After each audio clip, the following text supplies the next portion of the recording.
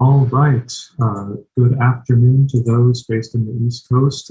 Good morning, good evening, wherever you might be. Thank you so much for joining our event today with our very special book talk with author Akemi Johnson to talk about Night in the American Village, Woman in the Shadow of U.S. Military Bases in Okinawa. My name is Richard Haddock. I'm the program manager of the GW East Asia National Resource Center, where we are funded by the U.S. Department of Education's Title VI grant to support and sponsor public outreach events like this one today, where we can expand resources and critical viewpoints and perspectives on East Asian affairs, area studies, and U.S.-Asia relations. Before we get started, I wanted to lay out just a few logistical notes. One is that we are going to do a free book giveaway. We will be giving one free copy of Akemi's book. To be eligible, we ask that you submit a question via the Zoom chat feature, and please include your name and affiliation to be eligible. We'll do a random drawing at the end of the event and announce the winner afterward. So please submit as many questions as you'd like. And we look forward to that discussion. Also, please type in the Zoom chat if you're experiencing any technical difficulties to our team, and we'll be sure to help out in any way we can. We ask that you please stay muted for the duration of the event so that we can preserve the audio quality of the recording. The event is being recorded, and we will upload this event to the NRC's YouTube channel in the coming days after the event. And if you filled out an RSVP form, you'll receive a notification when that video has been uploaded. So on to the main event. I'd like to introduce our speakers and discussants. So we have author Akemi Johnson, who's of course the author of Night in the American Village, which was shortlisted for the William Saroyan International Prize for Writing.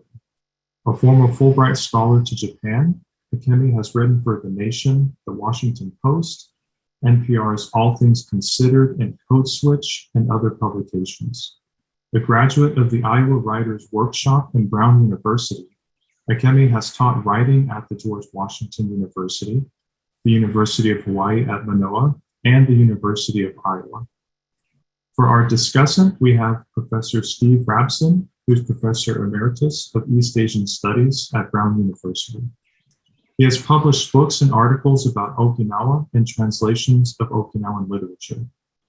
The book, Okinawa, Two Post-War Novellas, includes the novella Cocktail Party, on which the film is loosely based, and we actually hosted a film screening of this some years ago.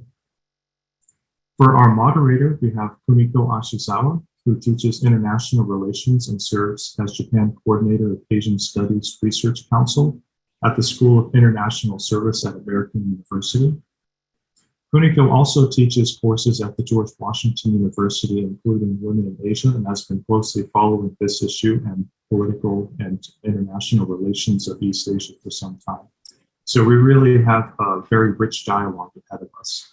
And lastly, I'd like to thank all our supporters at GW, including the Okinawa Collection at the Global Resources Center, that helps make events like this possible and has incredibly rich and invaluable primary and secondary resources on Okinawa and on other databases throughout East Asia. So Kuniko, I'll pass the mic to you. Thank you for joining. Okay, thank you so much, Richard, for the introduction. So my name is Kuniko Ashizawa. I'm going to be moderating this event. As a Japanese, obviously you can see my name, and also from mainland Japan, which is called Yamatonchu. and then focusing on Japanese foreign policy and then also the politics and the international relations with East Asia. I'm very much kind of interested in this particular book talk by Miss Akemi Johnson. And indeed, I use one of your articles and I think published in Asia Pacific Japan Focus, Asian Pacific Journal Japan Focus for my course on women in Asia. So today's format, we're going to divide this seminar into kind of the two kind of parts. The first part, we want to have the discussion between Akemi and then Steve, Professor Robinson, who indeed helped to organize this event today. And then after that, we're going to have more free discussion and Q&A session with the audience here. And so we really encourage, as Richard said, to put your question on chat box so that we have a lively conversation.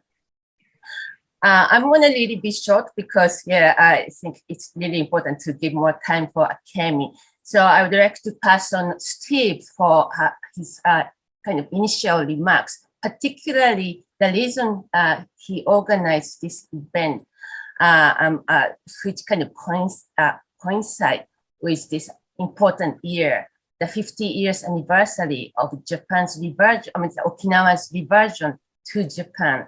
So I would like to have a quick kind of introductory remarks from Steve. Then we're going to have Akemi's talk, and then their conversation that would follow. Okay, Steve, please. Thank you very much, Kuniko. Yes, next month, May the 15th, marks the 50th anniversary of the reversion of Okinawa from United States military occupation to Japanese administration. But we really can't call it a celebration. It's more of an observance or a commemoration. Why can't we celebrate this return to civilian rule from military occupation? Well, Okinawa, first of all, the occupation of Okinawa by the United States military dragged on for 20 years after the Allied occupation of mainland Japan ended in 1952. So for 20 years, people in Okinawa experienced the outrageous injustices and indignities of being an occupied people. No access really to the court system, being under the rule basically of a three-star general. And because regulations prohibited the free commercial activities of the Japanese mainland and prohibited most investment, it really ended up as a kind of third world economy, much of which was dependent on the projects and purchases of US military personnel. And since 20% of the land in Okinawa was occupied by the United States bases, still is for the most part, a lot of those purchases comprise things like prostitution, liquor sales, other services in what in Japanese would be called the mizu shobai, the entertainment industry, which is a kind of euphemism, of course. Finally, in 1969, the Japanese and United States governments agreed to a reversion of Okinawa to Japanese administration. However, the Japanese government broke its promises that post-reversion Okinawa would have the same level of military bases as were and are in mainland Japan. Well, that never happened. 70% of the entire US military presence, some 50,000 troops, their dependents and civilian employees, still reside in this small island prefecture, less than 1% of the nation's land area, less than 1% of its population. It's still the same. So they betrayed Okinawans on that promise. They also promised that Okinawa would be free of nuclear weapons. Well, shortly after the reversion agreement was signed, it was revealed that a secret agreement had been signed between the United States and the Japanese government that, in fact, although nuclear weapons were removed at the time of reversion, the United States had the permission to bring them back anytime. And that is still hanging over Okinawa today. Nowhere else in Japan does the United States have permission to deploy nuclear weapons. So there were these two big betrayals. Now, since reversion, of course, the economy has improved. It is no longer a third world status, a Japanese commercial activity, and economic development, some of which has been problematic, but certainly the economy has improved. And people in Okinawa are now covered by national health insurance and by nationally mandated pensions. So things are certainly better economically. However, the bases remain virtually intact from what they were before reversion. And that is a continuing problem with accidents, crimes, including rape and murder, just as before. It has created a kind of base town community, which we'll be hearing from Akemi Johnson about today, which does have its positive aspects as well. So I guess at this point, I'd like to bring in Akemi to tell us about what it's like in the American village, and in Okinawa, still hosting, if I may use that euphemism, huge numbers of American military. So I'll turn it over now to Akemi Johnson to speak about her book. Thanks so much, Steve. And thank you to the East Asia National Research Center for having me and everyone involved in organizing this event. And special thank you to all of you who've come today. I don't know if you've heard, but we are giving away a free copy of my book today. So all you have to do is leave a question, ask a question, include your name, and then I think that we're going to draw the winner at the end of this event. So please ask questions. I'd love to hear from you, and hope you can get the book. So I'm just going to speak briefly, and I wanted to start by talking about an incident that happened in 2016. That's sort of a point of departure for my book. In April of that year, a 20-year-old Okinawan woman named Rina Shimabukuro went out for a walk one evening in her neighborhood in Okinawa. She lived in Aruma City, which hosts U.S. military bases. And Steve provided a lot of that background, helpfully, about Okinawa, right, and the bases. So I don't think I need to say much more about that, except that, it wasn't unusual for someone like Rina Shimabukuro to live near a U.S. military base. There are many people in Okinawa who live near these U.S. military bases. Probably Shimabukuro had lived near these bases her whole life. And so, what was unusual was that night when she went out for a walk, she did not come back. And eventually, police identified an American ex-Marine named Kenneth Franklin Gadsden, who ultimately confessed to seeing Rina walking on the street, and he pulled over, assaulted her, and ultimately left her body in the woods. This was, a terrible tragedy. And understandably, people in Okinawa were outraged about this crime, and they directed a lot of their anger at the U.S. military. Gadsden had left the military, but he still worked on base as a civilian contractor in what is not an uncommon situation there in Okinawa. So I went to Okinawa. My last reporting trip for this book was in 2017, and it had been almost a year since this crime had happened. And people were still very much talking about it when I was there. And in particular, rumors were circulating about the nature of the relationship between Shimabukuro and Gadsden, people were saying that they had secretly been dating and it wasn't a random crime. And I just want to be very clear that there was no evidence for this at all. And I don't think it's true, but it seemed very important to many people I met. And that was interesting to me. This crime had become politicized, and the way that people saw it depended on their own views of the US military presence. So it was revealing to me. It seemed to be that if Shimabukuro didn't know Gadsden, if it had been a random crime, then anti-base activists could use this crime as a metaphor to represent the larger situation.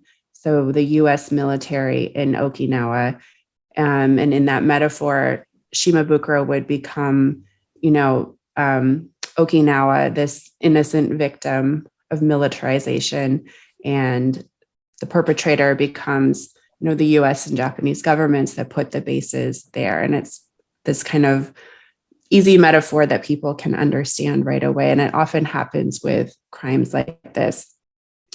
But people were seeming to suggest if Shimabukuro did know Gadsden, then her story couldn't be used as a metaphor. It couldn't be used as a condemnation of the bases. In this kind of twisted logic, they were suggesting that then she would be an outlier, a collaborator. She had asked for it, that kind of thinking. And so, I started gathering my own stories of women in Okinawa, in part to combat this kind of crude dichotomy, this idea of the innocent victim versus the woman who asked for it, which is, of course, are caricatures and very damaging caricatures. And if we are trying to use stories like these to understand the larger situation of the US military in Okinawa, and by extension, the US-Japan Security Alliance, and even America's whole system of overseas bases, we're not getting anywhere with, false dichotomies like this. As I spent time in Okinawa over the years, I found that most people I met there didn't seem to have a simple victim relationship with the US military. Instead, over the years, really since the end of the war, Okinawan people have been actively engaging with the US military presence, whether helping to enable it or disable it. And I saw both going on. So my book is organized around 11 women who I profile. Each woman has her own chapter, and each woman has some kind of connection to the US military presence. Through these stories, I wanted to show a more complicated reality of life in these base borderlands instead of this kind of false binary. And so I'll leave it there for now, and I would love to go into more of these women's stories during our discussion. All right, thank you very much. I'm going to start out with the most basic of basic questions you ask an author. Why did you decide to embark on this particular research and write this book? Thanks. Yeah. So this, I would say this, the roots of this project go very far back, if I'm really thinking about it, to my own story. I grew up in a predominantly white community in Marin County, California, which is just north of San Francisco. And I am fourth generation Japanese American, mixed race. And, I think in a common type of story, growing up there, I did not feel like I fit in. I felt different. I didn't want to be different. And I didn't like that I, had a Japanese first name and, felt kind of labeled with this identity that I didn't connect with. I didn't know much about Japan or even anything. I didn't speak the language. And I didn't want to be Japanese, Japanese American. And when I went to college, all of that changed for me. I did this kind of 180 and I decided, I didn't want to feel that way about who I am. And so I just kind of dove into exploring that part of who I am. I started studying Japanese. I majored in East Asian studies. I decided to spend my junior year in Japan, in Kyoto. And once I got there, I had, I think, what's also a common experience in that, in the US, I would say, often label myself as Japanese. If people ask me, what kind of name is that? What are you? Right. But when I was in Japan, I realized I am not Japanese at all. Right. Japanese people did not see me as Japanese. They saw me as a foreigner, as an American, and I am, right? So, and in Japan, I found I couldn't even pronounce my first name in a way that people could understand it. So, in that kind of context was the first time I went to Okinawa. And it really struck me right away as somewhere, completely different than mainland Japan. And it felt like somewhere there could be more space for someone like me, maybe not somewhere I could belong, but somewhere I could exist in a different way than in mainland Japan or even the United States, especially in these areas around the US military bases in Okinawa. And as an undergraduate, I especially became interested in this school called the Amerasian School in Okinawa that was founded only for biracial Okinawan American kids. And, at that time it was like, wow, this is the kind of place I kind of dreamed about when I was a kid, where there's all these other kids like you, what is that like? And so I spent a summer there at the school doing research and volunteer teaching. And then I wrote my senior honors thesis on that school, which Steve kindly was on my thesis committee. And then the project just grew from there, and I just kept going with it. It expanded out from there over many years.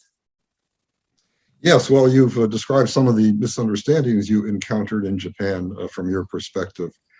How did the experiences of growing up as a Japanese American in the United States, did that give you any particular insight or any particular feeling for what women in Okinawa were experiencing? You mentioned the Amerasian School. Were there other ways in which you felt that in your position you actually understood particular experiences of women there? Yeah, I think especially just, as a mixed race Japanese American, and maybe just a Japanese American in general in Japan, I think I connected with this idea of being in a marginalized space within Japan. You're maybe connected to Japan, but also on the outskirts. And I also really connected with this idea of what I mentioned in my book called a contact zone, where politics, identities, ideologies collide, cultures collide. And that felt familiar to me as a mixed race person. And, I think we might think of these zones as a place of conflict, but I also was really interested in what is created in these types of zones that you wouldn't find anywhere else. So the kind of new identities, new communities, new spaces that are created in this collision. And then I think also just, it was also a place where I could kind of blend in more easily. And that made it easier to do the research, I think, because I could move in different spaces and people wouldn't really question why I was there. And I could observe maybe more than in other situations. All right. So getting more into the background, can you tell us, how did the history of the U.S. military presence in Okinawa have a particular impact on women? Yeah, so there are many ways. I think, the immediate way, perhaps during the war and occupation, is a quite negative one, and that's the issue of sexual assault. Which I should say did affect men as well, but I would say probably we can say more so women. Doing my research, I found that this was a major problem, especially during the war and occupation, when Okinawans lacked rights and American occupiers really didn't face consequences for their crimes. So by all accounts, this was a widespread problem. One of the chapters of my book is centers on an activist named Suzuyo Takazato, who co-founded a group called Okinawan Women Act Against Military Violence.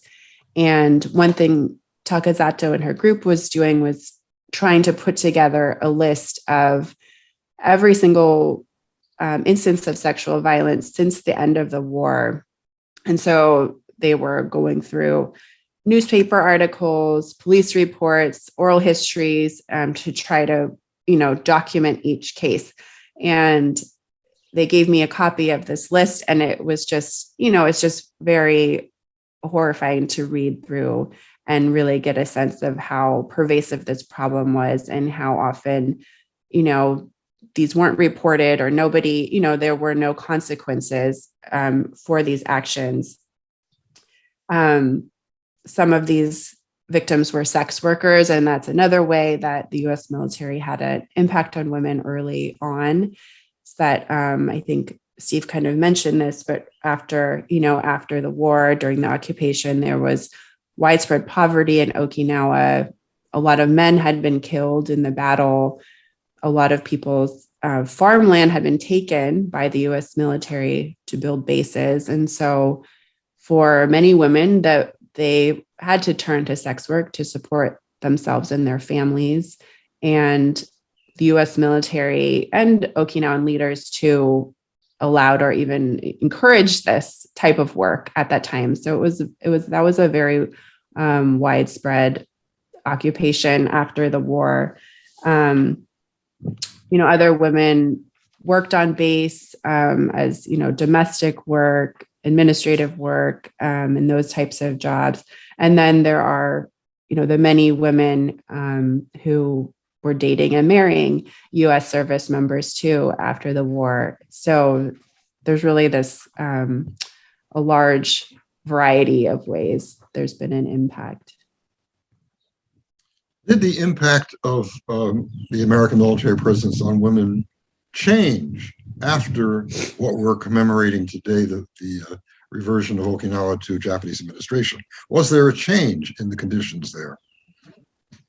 Yeah, I think, I think also, as kind of Steve mentioned, it changed, but then it also didn't. And that's kind of the story of the reversion, is there was some change, but then also things didn't change. So, the issue of sexual assault has certainly continued, as I mentioned, with that story of Rina Shimabukuro. I think we could probably say it's not as pervasive as it once was when it was totally unchecked, but most of the crimes today are not reported. We don't hear about them like we heard about this one I mentioned. So we don't really know the scope of the problem, and that's very much still an issue. I would say one maybe more recent impact that I really looked at in my book is this idea that the U.S. military bases provide these kind of Americanized spaces on the island, either on base or in the areas around the bases. And I was surprised to find there were many women I met who were using these spaces to their advantage, in that they were able to express parts of their identity that they felt like they couldn't in Okinawan and Japanese society. So maybe they felt really repressed as a woman in Okinawan and Japanese society, and like they had to perform a particular gender role. And the American spaces there gave them permission or a way to act out a more outspoken part of who they are, more independent, less concerned with what others thought of them. And so, that was something that was surprising to me. There's one chapter in my book is about a woman named Eve, who is a so-called amejo, and this is a slang word in Okinawa for a woman who only dates American men. And when I spent time with women, it seemed like it was as much about dating as it was about kind of reinvention and being able to, again, express yourself in a different way, in an so-called American way, living out the life you want to lead in these spaces around the U.S. military bases. You've already mentioned this. Maybe you could tell us more about the experiences and the challenges of Okinawan women who date and even marry, and there are a number of them in Okinawa, even today, quite a few, who date or marry American servicemen. Yeah, so, I think, of course, like every relationship is different and individual, but I did see certain challenges and experiences come up a lot. So, one was this idea of ladies first behavior that a lot of women mentioned to me. So they would tell me that, Japanese and Okinawan men aren't into this concept of chivalry. So when they started dating an American man who opened doors or paid for dinner or, was vocal about his adoration, saying, I like you, I love you, that women might read a lot into this behavior and think, wow, this guy is really into me.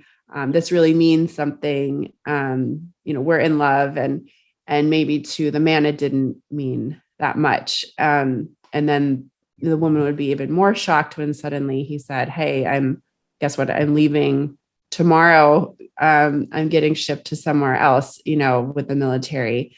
And that was kind of a common story that I heard. Sometimes it involved a child left behind. And so then the women would have to, be on their own, or they would try to find the man and try to track him down and get child support. And there were a couple American lawyers when I was there who would help women like this try to get paternity or child support and paternity tests too. But I also, wanted to show that, it's not always like this. And there are definitely also a lot of intact families and American men who stay in Okinawa. That's also a common story. I think we don't hear as much about is that a lot of servicemen I met, they fall in love with Okinawa. They fall in love with a partner there, and they decide to stay there forever and leave the military, but stay in Okinawa. And because of this, the bases, they can get jobs as civilian contractors and stay in Okinawa. And so it was important for me to show, both of those kinds of stories. You mentioned this before also, but maybe you could tell us more about the experiences and the challenges faced by mixed race children. Yeah. So again, I think this is kind of one of the themes of my book, but I think we hear a lot about mixed race kids as being tragic, the tragic mulatto, the left behind Amerasian, and that was kind of a rhetoric I heard put out by the school a lot too. These kids are disadvantaged and they need help. And it was just important for me to show the positive sides to the story as well, and that it's not that simple, right? One thing I found in my research is that there was a big divide between mixed race people in Okinawa who were bilingual, who could speak Japanese and English, and those who could only speak Japanese. And that was because if you looked different and you couldn't speak English in Okinawa, sometimes people would make an assumption about that person's family, especially their mom. Like, your mom was a certain kind of woman. She was a sex worker. Maybe she was even a victim of rape. This is the kind of comments some people would field. And if you did speak English, it might imply to people that your dad was around, you grew up with your dad, and you had this kind of enviable internationalism. And so that was something I found. That was one of my conclusions about the Amerasian school. What it was, that it was, one of its purposes was really to teach these biracial kids English so that they could combat this kind of discrimination in society when they could, bring out their English skills. But even for all mixed race people in Okinawa, I think they had to deal with this kind of stigma that some people might put on them. And it's, again, looking at people as symbols. So what I mentioned with that crime, people using it as a metaphor, some people might look at a mixed race person and see them as a metaphor too, and kind of think about the relationship between their parents and kind of project their political views on that person, thinking about the subjugation of Okinawan women by U.S. servicemen, and by extension, the subjugation of Okinawa by the U.S. military and Japan. So, I think mixed race people might have to carry around this kind of loaded imagery just through their faces. But again, I think there are also a lot of positive experiences of people. And I think especially those who were bilingual and lived in these kind of on-base and off-base worlds, they could move among these worlds and really had a rich life in multiple communities on the island. And in these spaces that I think don't exist really elsewhere in Japan, these kind of multicultural spaces that are hard to find in Japan. And so I wanted to show that side of it as well. You write a lot, give us a lot of insight into what circumstances and experiences are for the women who work in the bars that specialize in American military clientele. We call them GI bars. Can you tell us more about that, and particularly how even the nationality of these women changed after Japan's administration took over in Okinawa in 1972? So it is interesting that, as I mentioned, during the occupation, this entertainment districts were a place of employment for a lot of Okinawan women who didn't have other options. And so that was very common. But when the reversion happened, the economics changed. So Japanese and Okinawan women found themselves with more economic opportunities in Okinawa, more opportunities for education. And so many left the occupation and the entertainment districts. And at that time, the Japanese government started issuing entertainer visas to women in the Philippines. And that was the new wave of workers who came into these areas. They were, technically supposed to be doing cultural dancing. But when they got to Okinawa, a lot of them, or maybe all of them, found out that they would be doing a different kind of dancing. And some were forced into sex work too. In the 1980s, there were thousands of women who came over on visas like this. And, I had heard stories about them being trafficked and still working in these areas when I was there. But I couldn't find that much information about them. And so it was really important for me to include at least one woman's story from this community in my book. And I was able to eventually find a woman named Daisy from the Philippines who talked to me about her experience coming in the 80s on an entertainer visa. And again, like I had this perception about her, a preconceived idea that she had a tragic story and that she was forced into this work or tricked somehow. You know, that was kind of the narrative I had in my mind. And she challenged that idea at every turn when I talked to her. And she was very clear about saying that, no, this had been her choice. You know, this is something she decided to do, and that she found a way to get what she wanted out of that situation and ultimately, you know, make this happy ending for herself. And so, you know, it was important for me to show that women still have agency in this situation, and they're choosing to migrate and make these decisions. Not that everyone's story is like Daisy's, but you know, that is one side to it as well. However, there were women who were employed as civilian workers, civilian employees on a military basis. Could you tell us a little bit about them? What kind of jobs they had, what their experiences were like? Yeah, so that was another perspective that I really wanted to include. A lot of the women I met were doing administrative work on base, and they were, so in this system under the status of forces agreement, they are actually employed and paid by the Japanese government, but they're then supervised by U.S. military personnel on base.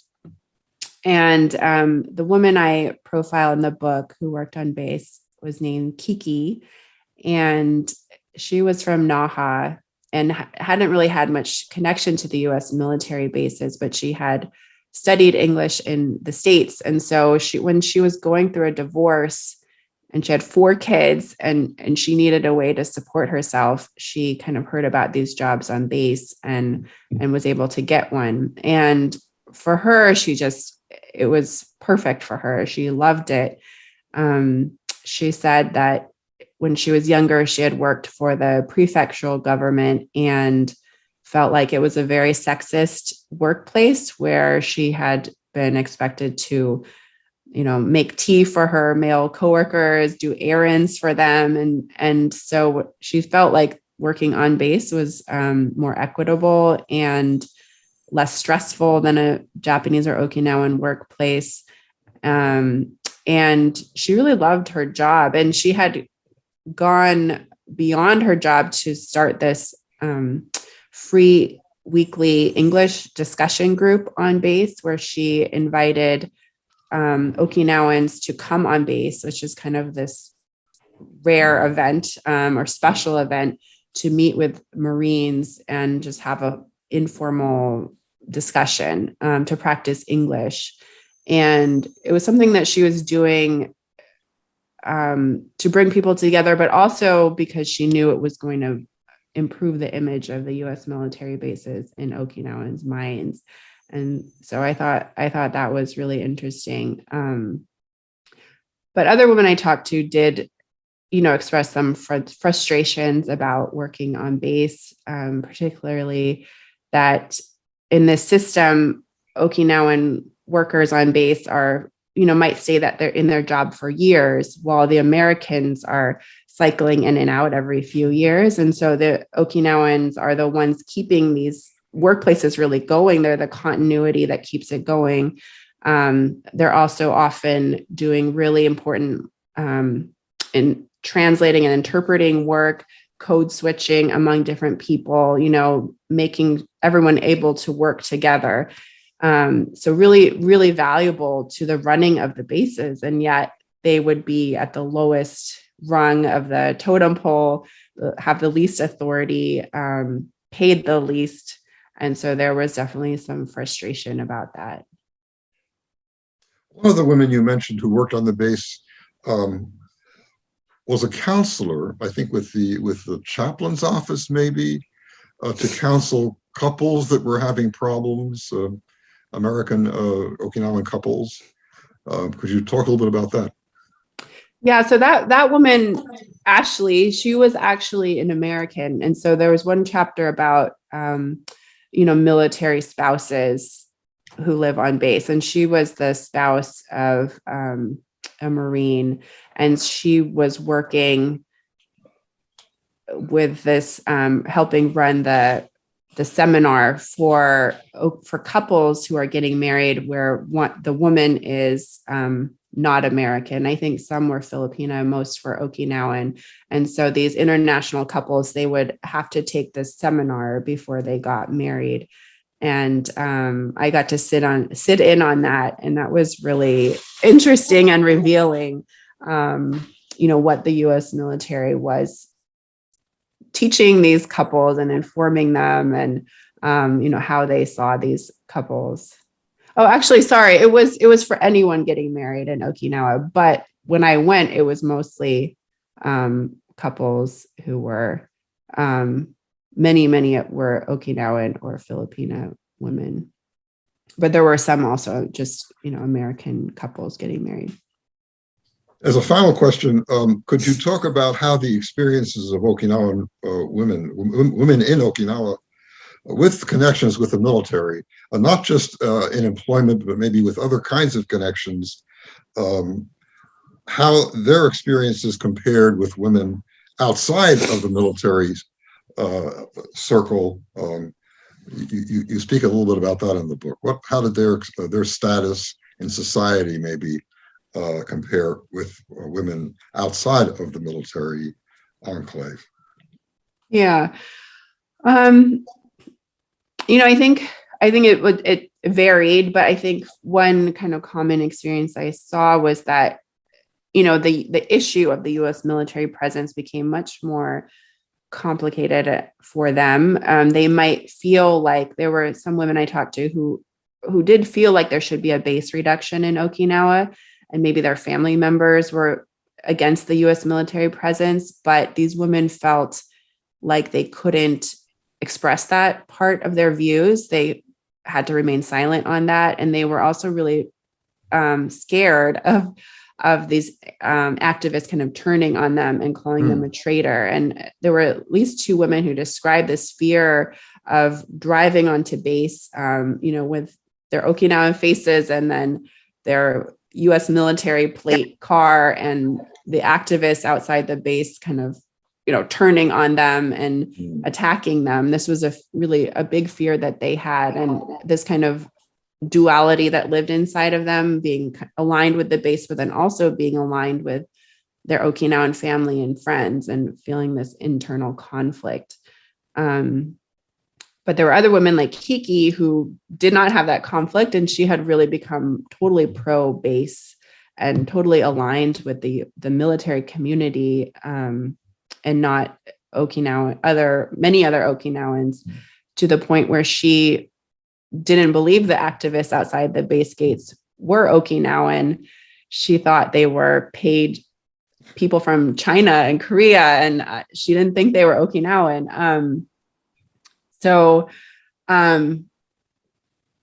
I think for maybe a lot of women who are connected to the military base in some way, it was again in this idea that they could kind of find this portal into another world, into America, into a different culture without leaving the island. And that was something that they wanted to take advantage of in some way, or that was valuable to them in some way. Thank you very much. So now we'd like to welcome people from the Zoom world to pose some questions to Akemi from there. Okay, so let me just take over from here, particularly for kind of reading out the question from the audience. I think you have many questions. We have about 25 minutes. So let me just a little bit pick up the some of the questions. Okay, let me start a really basic question from Meg from GWU. So this is a kind of really basic question, but who makes the decision about the nature of military presence in Japan, particularly in Okinawa? Do locals have any say, or it just has the higher levels of the Japanese government who decide? I would say, I mean, Steve can chime in too, but I would say that locals do not have a say. They have been, there's a new military base being built right now in Henoko, maybe some of you have heard about, and it's this idea that they're going to close this other base, Futenma, which has been called the most dangerous base in the world because it's right in the middle of a densely populated city, and there's been accidents associated with it. So since 1995 or 96, they said they would close this, but only on the condition of building this new, bigger base in a more remote area of the island. And, there have been activists fighting this, and then Okinawans have voted to say that they do not want this new base. The local government has been fighting this new base through legal channels for years, and the Japanese government just continues on, and they're filling in this bay with sand and rock and gravel to try to reclaim the land and build this giant base, even though there are structural engineering issues with it. And so it's really kind of this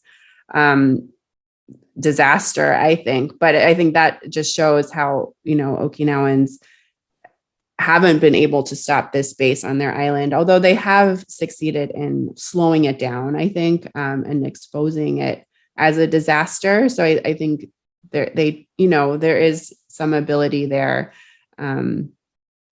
But it's, generally it's the US government and really the Japanese government that's deciding where to put these bases.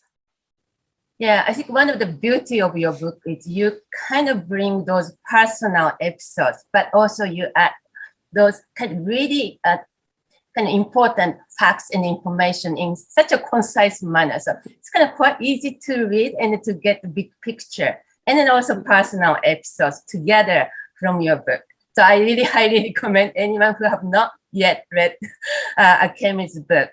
Okay, so the next question, I'm going to go to question about women in Okinawa. I think, yeah, you kind of answered a little bit, but also one question from Joanne King. It seems that the idea of Okinawan women marrying to an American service member is kind of appears to be really common. So what do you suppose that kind of appeal? I think probably for both American Okinawan women, but also maybe American servicemen marrying to Okinawan women. I think you little bit mentioned about the Amejo and then Eve things, but maybe you can add a little bit more onto that.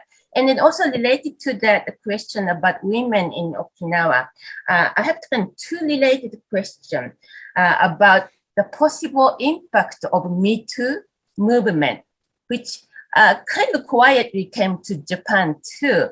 And then, so is there any kind of visible impact of Me Too movement now also even Okinawa? So this is a question from Mary White. I think she must be your friend, and also Caroline. Oh, thank you. Well, it's great to hear from all those people.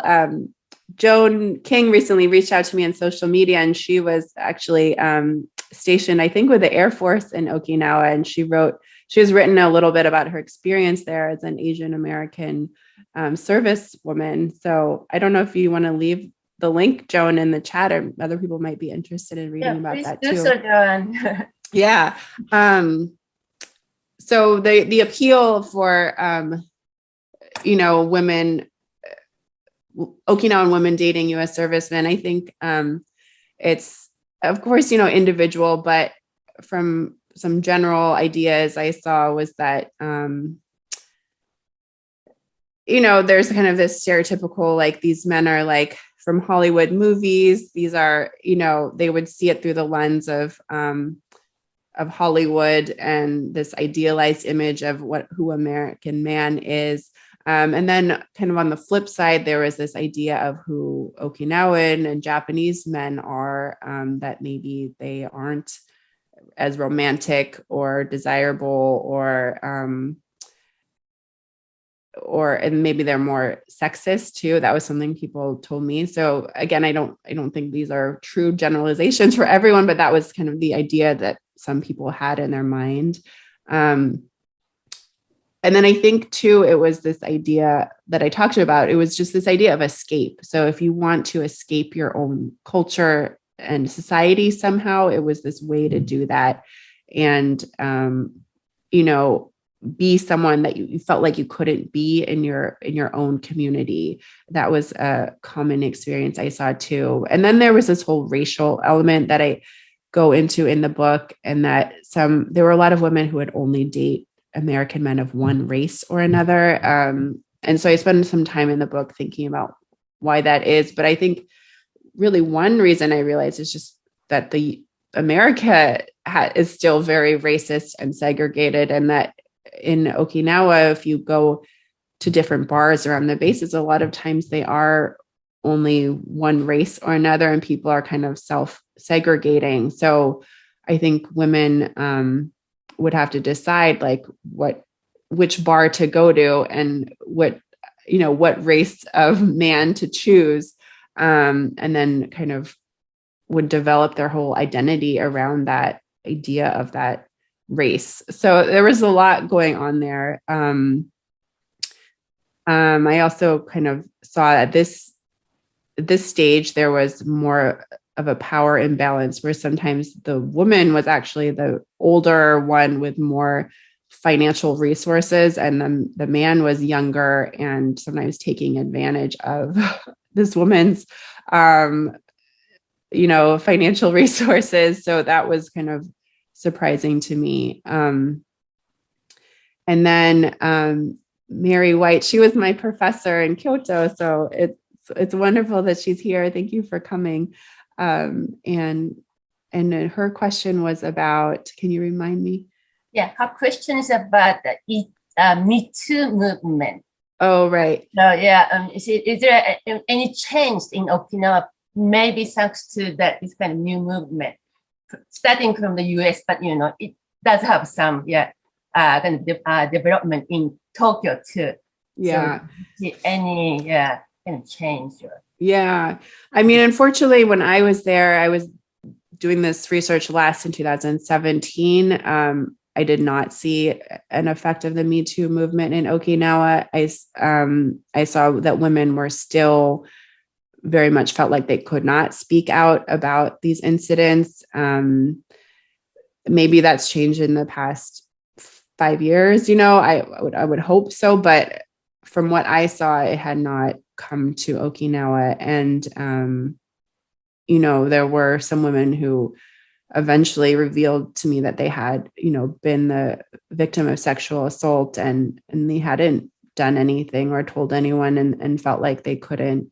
And so, I really hope that is something that changes in Okinawa. And as the activist Suzuo Takazato said, if we did know about every instance of sexual assault by the U.S. military in Okinawa, it would be an avalanche, and that would have a profound effect, I think, on our views of the bases, or the public's views of the bases. But we don't hear about these incidents. It could be one of your future projects for the potential and possible impact or kind of ramification of Me Too movement in Okinawa.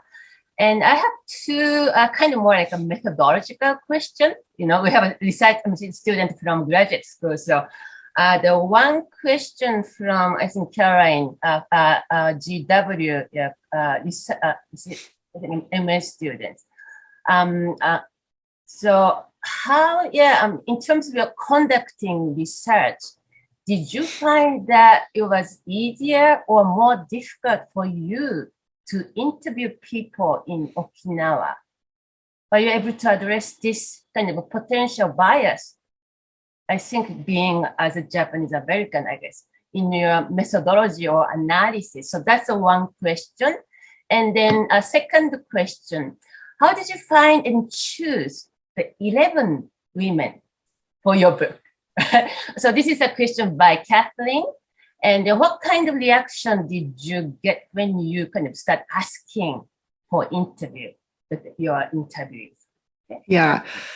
Yeah. So I think, I mean, it's always hard to know, you compare my experience interviewing people to something else because I can only have my own experience to go by. But, I think actually my positionality gave me some advantages because I was an outsider. And I think, actually some people may have felt more comfortable talking to me than to someone in their own community, because these are very sensitive issues, controversial issues, personal issues. And a lot of people said in Okinawa, it's hard to talk about the base because can be so divided and explosive. And so I think for some people, because I was an outsider, they felt like they could open up more to me.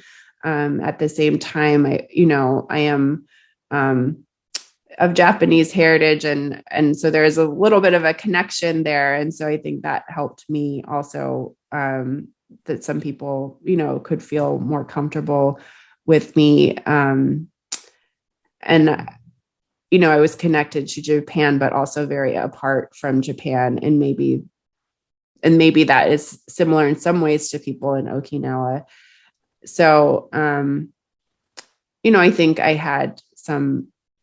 there were some things that helped me connect with people when I was there. I also just was able to spend a lot of time there. I was lucky to have a grant to live there for a year and go back for, extended time periods. And so, doing this research over a long time allowed me to form relationships in the community and really get to know people. And that was how I found these 11 women in the book, just over time, and really taking the time to meet a lot of people and figure out who felt comfortable sharing their story, who wanted to share their story. And then I wanted to have someone from, to represent different ways that the U.S. military has an impact on women. So, through marriage, dating, working on base, working in the entertainment district, someone who's mixed race, right? So it was important to me to have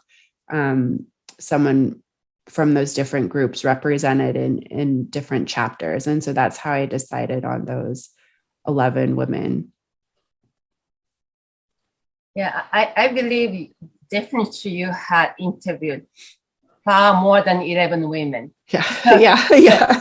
An accumulation of your years of conduct and researching. Did you use tape recording? Just I'm curious, or it's more about putting in your memory when you are interviewing them.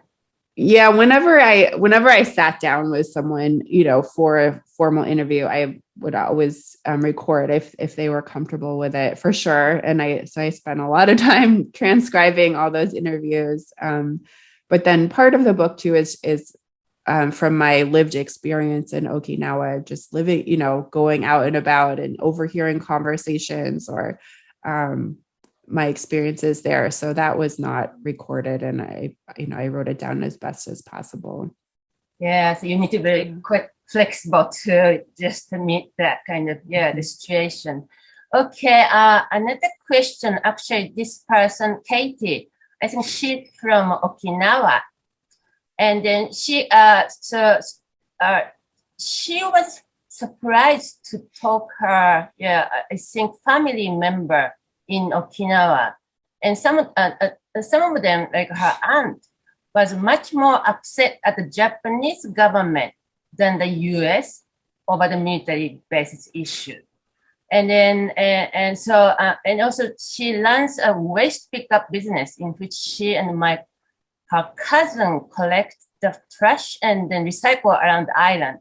And then she spoke a lot. So Katie's aunt spoke a lot about her sheer amount of the waste of American produce. So so there's a kind of more kind of concrete episodes from her aunt. And did you also kind of heard this kind of story? The Okinawan women are more upset against the Japanese government than U.S.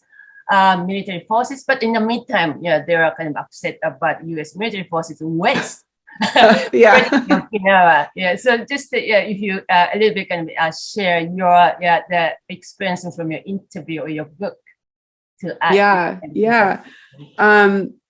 Yes, definitely. And I think, I think people recognize that the Japanese government is in large part responsible for choosing to put the bases in Okinawa. And I think it's both the US government and the Japanese government. And in a way, it's convenient because they can kind of play off of each other and each can say, oh, hey, it's the other government that wants these bases here. Sorry, like we're just doing what Tokyo wants, what Washington wants. And so they can each kind of try to hand off responsibility when they want to, and, make it difficult to find exactly who to blame.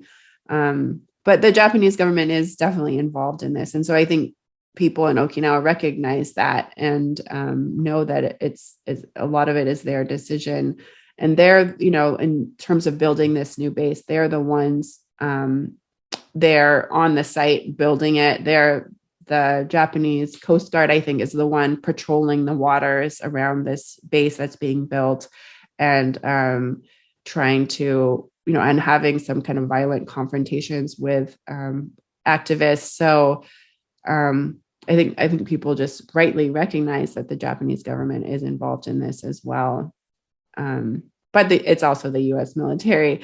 And in terms of the waste, it wasn't something I heard a lot Okinawan people talking about, but I'm sure a lot of them do see it because people on base told me that they produce a lot of waste. And it was this idea that someone told me that like every year they want to establish their budget for the next year. And so right before the end of the fiscal year, they buy all this new stuff that they don't need and just get rid of all the old stuff to drive up their budget for the next year. And it was just this kind of idea of excessive waste and consumption. And also, if you went on base into some of these buildings, it would be like freezing cold in the middle of the hot Okinawan summer, and using all this energy as well. And I've heard that it's the Japanese government that pays for these bills. And so it's kind of the sense that you can use all these resources and material things endlessly, and it's the Japanese government paying for it, or there's no kind of responsibility in thinking about the island sustainability. Yeah, let me just, I have one more really interesting question from Lisa, but before going to Lisa's question, I have my own question. But and you see, the book really kind of dealt with lots of aspects of the Okinawan struggle on the islands, but also some kind of interesting, more like uplifting stories too. But of course, the one core is the treatment of women in Okinawa, and then maybe Japanese society in general. But how, and particularly the crime and sexual assaults of Okinawan women by U.S. servicemen. And then I found very interesting by reading your chapter on Daisy, because really toward the end of that chapter, some things, some aspects really continue, but some aspects kind of has been changing. And then those here, the bar area in this, around the U.S. bases, that the kind of see that women's kind of presence appears to be changing. And you are kind of suggesting that because there are more women in U.S. military forces, that's why that some, kind of see the Japanese or Filipino kind of say women who kind of say forced to serve as a prostitute may be disappearing. And do you think that more women in U.S. militaries may change one of this kind of see the struggle in Okinawa and to get rid of the struggle of Okinawa? Yeah, so it was interesting. I think for the Filipino women there, on one side there was, I think it was 2004, the U.S. Department of U.S. State Department, I think it was, issued their trafficking report, and they called out this issue of Filipino women in Japan on entertainment visas and labeled it as trafficking. And after that, Japan largely stopped issuing these visas to women from the Philippines, whether or not it really was trafficking. A lot of the women thought they were migrating for economic opportunities, and whether or not it was, they stopped the flow of visas. And so after that, Filipino women started decreasing in these entertainment districts, or they had to come illegally. So that's one reason why there aren't as many Filipino women anymore in these areas. But yeah, I mean, this was just it was just an anecdote that I don't know how widespread, but, over many years, I had been doing research in Okinawa. And before, when I had gone to these bars and clubs around the bases, it would kind of be Asian women who are objectified, sexualized, and I saw kind of on display. And then this last time I went, they had a wet t-shirt contest. And it was all American women who were in the contest, and no Okinawan, Japanese, Filipino women were on stage. It was all American women who were connected to the U.S. military. I think a lot of them were in the U.S. military. And so that was a big change. I just noticed myself. I did not do research into this, but it seemed to me something had changed there. Yeah, so to me, like, that really caught my attention. Meaning, again, this is going to be maybe your another subject. Okay, so that will come to the research question. So she's also grew up in Okinawa, so she kind of enjoyed your book. But her question is, so what is next for you? Will you do a follow-on book reporting on the next generation of women in Okinawa, or you are thinking something else new? Yeah.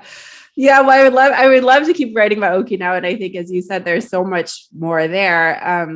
But I think I'm going to leave that to someone else. And I hope, people do keep writing about these issues. There's so much there. What I'm working on now is more personal. It's about my own family history in the United States, particularly the World War II incarceration of Japanese Americans, and the story about my grandfather that we unearthed after he died, and that he was one of over 5,000 people who renounced his U.S. citizenship in 1946. He was born in California, but he was essentially stateless for a while. And so I think that's kind of a story I didn't know at all about, and I've been looking into, and some other kind of issues with that history as well. I want to write about. That'd be quite also important, and it's an interesting, important subject for U.S.-Japan relations. But then I understand it. So once you finish the big book, you want to do a little bit something else. But you may go back to, I think, go back to Okinawa issue. And I wanted to report to the audience, but Akemi's book was also published in Japanese last year. And then so that for those who are maybe in Japan right now listening to this event, I think maybe they might already have known Akemi's publication, but in Japanese. But also, if you didn't, then just please visit Kinokuniya Shoten and pick up her book. Okay, so I think we have 2 minutes to go. Then I think I covered most of the question. And thank you for Akemi, and also Steve. Steve, would you like to have some final comments on those conversations? Just to thank both of you for hosting and organizing this. It's been very informative for me. And yes, everyone, please buy the book, Night in the American Village, Women in the Shadow of the U.S. Military Bases in Okinawa by Akemi Johnson. I'll give a final call. Okay, thank you so much. So I would like to close this the formal kind of the part of the Q&A section, and then I would like to pass back to either Adam or Richard to make the final announcement of the book draw. Oh, Yes, thank you so much. Sorry, I was just trying to work our random number generator here. Had to enter a few formulae, so sorry for the delay. But thanks again, everybody, for a great discussion and excellent questions coming in from our chat box. Truly, if you have a chance to pick up a copy, please do. It's going to be worthwhile and insightful, life-changing read. I hope this conversation was an inspiration for you to look further into all of these very critical contemporary issues and also into Akemi Johnson's work and that of the many other important writers and authors also investigating this important issue. Thank you all for joining, and we will see you next time.